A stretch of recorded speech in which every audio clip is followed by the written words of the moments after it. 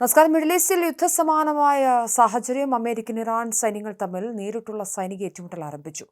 മേഖലയിലെ തങ്ങളുടെ സഖ്യകക്ഷികൾക്കും സിവിലിയൻ കപ്പലുകൾക്കും നേരെ ഇറാൻ നടത്തിയ വിനാശകരമായ മിസൈൽ ഡ്രോൺ ആക്രമണങ്ങളെ തങ്ങൾ വിജയകരമായി പ്രതിരോധിച്ചതായി US മിലിറ്ററിയുടെ സെൻട്രൽ കമാൻഡ് അഥവാ സെൻകോം ഔദ്യോഗികമായി അറിയിച്ചു.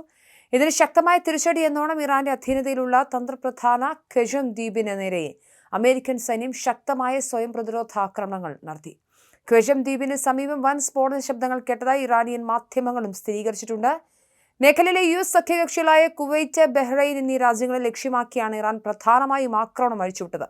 പ്രാദേശിക അയൽരാജ്യങ്ങൾക്ക് നേരെ ഇറാൻ തൊടുത്തുവിട്ട നിരവധി ബാലിസ്റ്റിക് മിസൈലുകളിൽ ഒന്നിനു പോലും ലക്ഷ്യസ്ഥാനത്തെത്താൻ സാധിച്ചിട്ടില്ലെന്ന് US സെൻട്രൽ കമാൻഡ് വ്യക്തമാക്കുന്നുണ്ട്. കുവൈറ്റിന് നേരെ തൊടുത്തുവിട്ട 2 ഇറാനിയൻ മിസൈലുകൾ ലക്ഷ്യത്തിലെത്തുന്നതിന് മുൻപ് തന്നെ വഴിയിൽ തകരുകയോ തെന്നിമാറുകയോ ചെയ്തു. ബഹ്റൈന് നേരെ തൊടുത്തുവിട്ട മറ്റു 3 മിസൈലുകൾ അമേരിക്കയുടെയും ബഹ്റൈന്റെയും വ്യോമ പ്രതിരോധ സംവിധാനങ്ങൾ സംയുക്തമായി ആകാശത്ത് വെച്ചു തന്നെ വെടിവെച്ചിട്ടു. വ്യോമാക്രമണ ഭീഷണിയെ തുടർന്ന് ബഹ്റൈൻ ആഭ്യന്തര മന്ത്രാലയം രാജ്യത്തുടനീളം മുന്നറിയിപ്പ് സൈറണുകൾ മുഴക്കുകയും ജനങ്ങളോട് പരിഭ്രാന്തരാകാതെ തൊട്ടടുത്തുള്ള സുരക്ഷിത സ്ഥാനങ്ങളിലേക്ക് മാറാൻ നിർദ്ദേശിക്കുകയും ചെയ്തിട്ടുണ്ട്. ഡ്രോണുകളും മിസൈലുകളും തങ്ങളുടെ പ്രതിരോധ സംവിധാനം വിജയകരമായി തടഞ്ഞതായി കുവൈറ്റ് സൈന്യവും അറിയിച്ചു. കുവൈറ്റ്, ബഹ്റൈൻ എന്നിവയ്ക്ക് പുറമെ ഇറാഖിലെ അർബിലിലും വലിയ രീതിയിലുള്ള സ്ഫോടനങ്ങൾ റിപ്പോർട്ട് ചെയ്യപ്പെട്ടിട്ടുണ്ട്. മേഖലയിലുടനീളം വ്യോമ പ്രതിരോധ സംവിധാനങ്ങൾ അതീവ ജാഗ്രതയിലാണ്. അമേരിക്കൻ താവളങ്ങളെയാണ് തങ്ങൾ ലക്ഷ്യമിടുന്നതെന്ന് ഇറാന്റെ ഇസ്ലാമിക് റവല്യൂഷണറി ഗാർഡ് കോർപ്സ് പ്രസ്താവനയോടെ വ്യക്തമാക്കിയിട്ടുണ്ട്. ഹിറ്റ് ആൻഡ് റൺ കാലഘട്ടം അവസാനിച്ചുവെന്ന്, തങ്ങളെ അടിച്ചിട്ട് പോയി ഒളിക്കാം എന്ന കാലഘട്ടം അവസാനിച്ചുവെന്ന് മുന്നറിയിപ്പ് നൽകിയ IRGC അമേരിക്കയുടെ ഭാഗത്തുനിന്നുണ്ടാകുന്ന ഏതൊരു പുതിയ വിഡ്ഢിത്തത്തിനും അതിരുകൾ ഭേദിക്കുന്ന തരത്തിലുള്ള ശക്തവും നിർണായകവുമായി തിരിച്ചടി നേരിടേണ്ടി വരുമെന്നും ഓർമ്മിപ്പിച്ചു. ആക്രമണകാരികളുടെ എല്ലാ ആസ്ഥാനങ്ങളും താൽപര്യങ്ങളും ചാരമാക്കാൻ ഞങ്ങൾ മടിക്കില്ലെന്നും ഇറാൻ സൈന്യം കൂട്ടിച്ചേർത്തിട്ടുണ്ട്. അന്താരാഷ്ട്ര ജലാതിർത്തിയിലൂടെ ഇറാന്റെ ഖാർഗ് ദ്വീപിലേക്ക് സഞ്ചരിക്കുകയായിരുന്ന ബോട്സ്വാന പതാക ഘടിപ്പിച്ച MT ലെക്സി എന്ന എണ്ണക്കപ്പൽ US സൈന്യം തടഞ്ഞുവെച്ചതാണ് ഇറാന്റെ പെട്ടെന്നുള്ള പ്രകോപനത്തിന് കാരണമായതെന്ന വാർത്തയും വരുന്നുണ്ട്.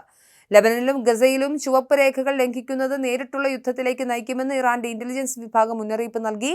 കൂടാതെ തന്ത്രപ്രധാനമായ ഹോർമൂസ് കടലിടുക്കിലെ തങ്ങളുടെ ആധിപത്യം നിലനിർത്തുമെന്നും ആവശ്യമെങ്കിൽ യമനിലെ ഹൂത്തി വിമതരുടെ സഹായത്തോടെ ചെങ്കടലിന്റെ പ്രവേശന കവാടമായ ബാബ് അൽ മന്ദബ് കടലിടുക്ക് ഉൾപ്പെടെയുള്ള മറ്റ് മേഖലകളിലേക്ക് കൂടി യുദ്ധം വ്യാപിപ്പിക്കുമെന്നും ഇറാൻ ഭീഷണിപ്പെടുത്തി.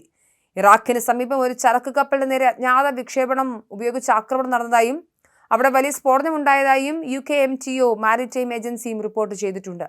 അതേസമയം സംഘർഷം രൂക്ഷമാകുമ്പോൾ സമാധാന ചർച്ചകൾ പൂർണ്ണമായി പരാജയപ്പെട്ടിട്ടില്ല എന്ന് തന്നെയാണ് US പ്രസിഡന്റ് ഡൊണാൾഡ് ട്രംപിന്റെ അവകാശവാദം. ഇറാനുമായുള്ള സമാധാന ചർച്ചകൾ സ്തംഭിച്ചുവെന്ന വാർത്തകളെ ട്രംപ് തള്ളിക്കളഞ്ഞു. തങ്ങൾ തമ്മിലുള്ള ചർച്ചകൾ അതിവേഗം നിരന്തരമായി മുന്നോട്ട് പോകുന്നുണ്ടെന്നും ട്രംപ് വ്യക്തമാക്കി. ഹോർമൂസ് കടലിടുക്കിലൂടെയുള്ള സുരക്ഷിതമായ കപ്പൽ ഗതാഗതം പുനഃസ്ഥാപിക്കുന്നതിനും താൽക്കാലിക വെടിനിർത്തൽ നീട്ടുന്നതിനുമായി അടുത്ത ഒരാഴ്ചക്കുള്ളിൽ ഇറാനുമായി ഒരു ധാരണയിലെത്താൻ സാധിക്കുമെന്ന് പ്രതീക്ഷിക്കുന്നതായി ട്രംപ് ABC ന്യൂസിനോട് വ്യക്തമാക്കി. എന്തായാലും പശ്ചിമേഷ്യയിലെ സാഹചര്യം ഭീകരമായി തുടരുകയാണ്. ബഹ്റൈനും കുവൈറ്റിനും നേരെ കടുത്ത മിസൈൽ ആക്രമണമാണ് ഇറാൻ നടത്തിക്കൊണ്ടിരിക്കുന്നത്.